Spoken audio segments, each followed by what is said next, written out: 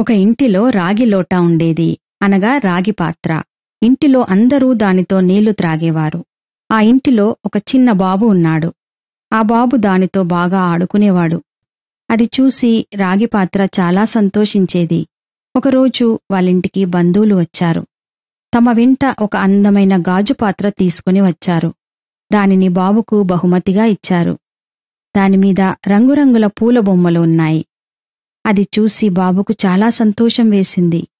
రాగి పాత్రను వదిలేసి దానితోనే నీళ్లు త్రాగటం మొదలుపెట్టాడు. అది చూసి గాజుపాత్రకు బాగా పొగరు ఎక్కింది.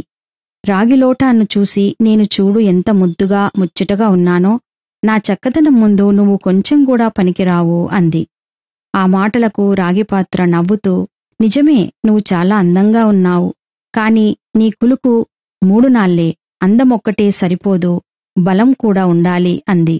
ఒకరోజు బాబు నీళ్లు త్రాగుతుంటే చేయి జారి కింద పడింది. అంతే, బల్లున పగిలిపోయింది. ఆ చప్పుడుకు అమ్మ వంటింటిలోనుంచి పరిగెత్తుకుంటూ వచ్చింది. గాజుముక్కలన్నీ ఏరి చెత్త డబ్బాలో పారేసింది. అది చూసి రాగిపాత్ర, నేను చెప్పలేదు, నీదంతా 3 నాళ్ల ముచ్చటే అని. నీమీద పూలరంగు పోయి అందం తగ్గినా, చేయి జారి కిందపడినా నువ్వు చేరేది చెత్తకుప్పకే. అందుకే అందంగా ఉన్నానని పొగరుతో ఎగరకూడదు అంది. పగిలిన గాజుపాత్ర సిగ్గుతో తలదించుకుంది. దైవగ్రంథంలో వ్రాయబడి ఉంది, అందము మోసకరము, సౌందర్యము వ్యర్థము, యెహోవాయందు భయభక్తులు కలిగిన స్త్రీ కొనియాడబడును అని.